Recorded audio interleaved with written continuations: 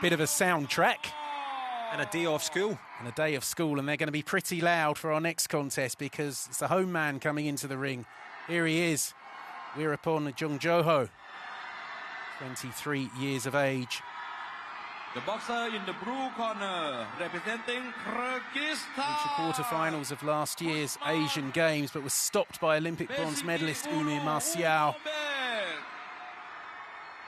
Lost to Kyrgyzstan's Omurbek Bekzhigit Uulu in the round of 32 in Italy, and he's facing him again here. Here is Bekzhigit Uulu, 24 years of age. After he beat Jongjoho in Italy, he lost to Turkey's Kaan Arkutsan in the round of 16. Also reached the quarterfinals of the Asian Games, losing to the eventual winner, to Hitabike Tanglatihan from People's Republic of China. So these two have met before. Bekzhigit Uulu was successful in their previous meeting. What's it like when you face someone who you've met before, you've lost to them? What are you thinking when you face them? I suppose there's one thinking, I could do better, or two, you're thinking, oh, this could be tricky. And also, that goes back to the gym. You've got to take that back to the gym, so you make sure that you're not starting round 4 here. You've got to try and take it as a fresh, well, that would be my approach and was my approach.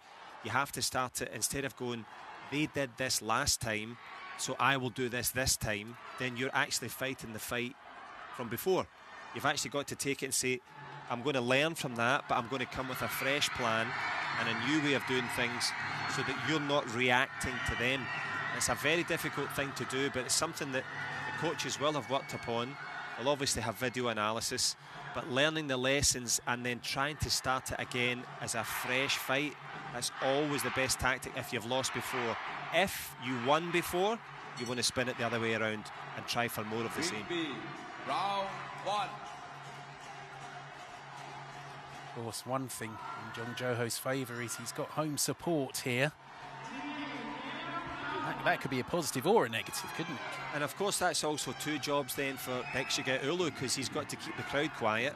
He's got to make sure that at some unconscious level that doesn't give the judges more to think about. And at the moment he's giving Jongjoho plenty to think about with these big shots. Yep. He's come out with power first, Rory. He has. There's an overhand right which hit the mark. Bekzhigit Uulu, he's a very solid citizen. I like that expression. He's rugged, isn't he? Look at him. He's good jab from Jongjoho. That's probably what he needs to do. He does have that height and reach advantage. Gets through again there. As I said, it's the height and reach difference, but he's beginning to turn it to advantage. You see that nice classic 1-2 there. And it's, we mentioned the crowd. As we hear it here, he's got to stay calm as well.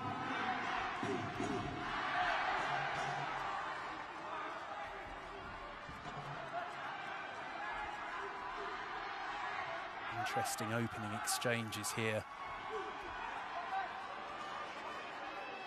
No secrets. Say they met in Busto Arsizio.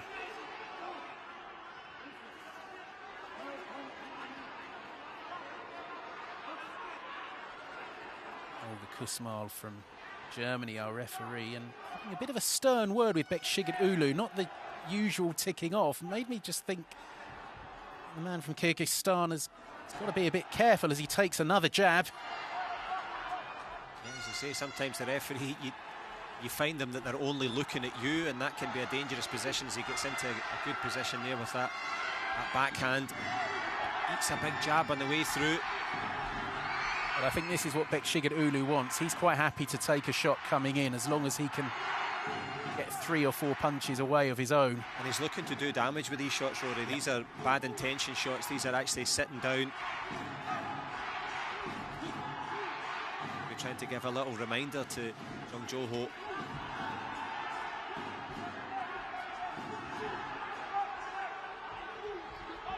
wee bit of swagger as well. Does, doesn't he?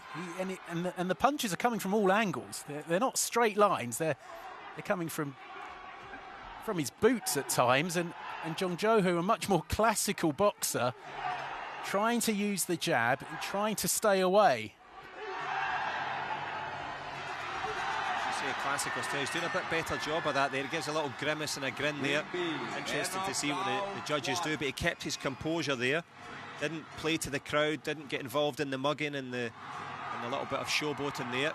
Kept his work clean. Jongjoho gets the round 10-9 on all 5 scorecards. A round you could have scored either way. Yeah, depends what you like, doesn't it? But I think those clean, straight shots from the classic stance were easy to see. That was right at the start when he threw that overhand right.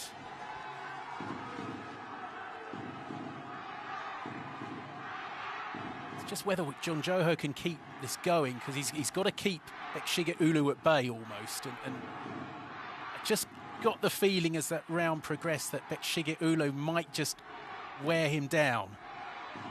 Certainly what he would like to do, Bekzhigit Uulu, and I think the only thing we haven't seen so far from the Thai corner, what power he's prepared to put in the shots. He was quite measured there. He was keeping himself at 60-70% power, looking for accuracy.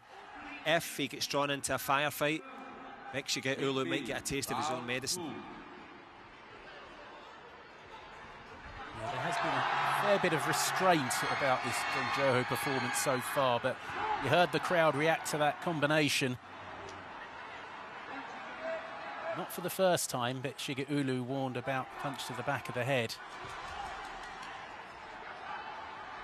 The man from Kyrgyzstan quite rightly trying to turn it into a bit of a brawl here. The shorter of the two. Trying to get into that closeness and let his hands go, but measured and professional so far from Jongjoho.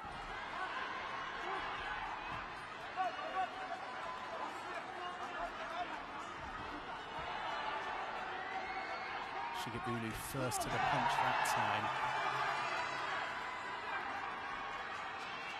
And he fancies this. He wants this. He wants a proper tear-up. But Jongjoho is not letting him have it. He's, as you say, he's measured, he's restrained, he's calm. Well, look at that. You said he was 60-70% power earlier. I think that was the full 100. No question, Rory. You mentioned that he turned it on. He was measuring him, he was waiting for him, and as you can see, it paid off with a classic straight right down the pipe, and it was all technique. Bekzhigit Uulu is in trouble here. Getting a standing 8, which he's not happy about. Let's give him a bit of a breather, though, so it might not be the worst thing in the world. I think he stopped this. He stopped it. Goodness me. You can see he's had a good look into his eyes, and he's thought, that's enough. And the crowd are going bananas.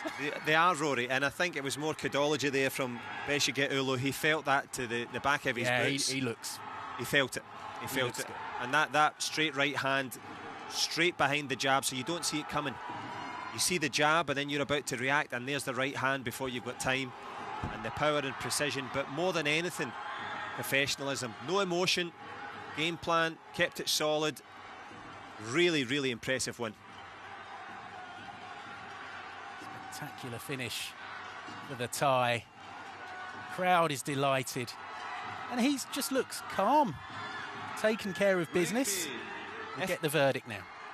Ladies and gentlemen, the winner by referee stop contest in the red corner, representing Thailand, Weerapon Jongjoho.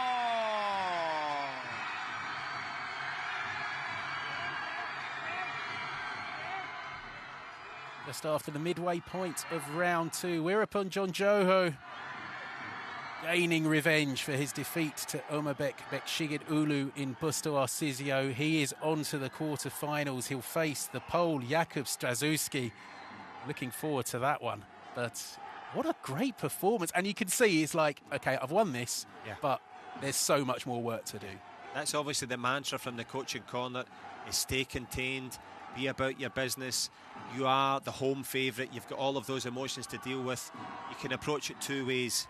You can play to the crowd, or you can concentrate on your boxing. He did the latter, and it really paid off for him. And in fine style, Rory.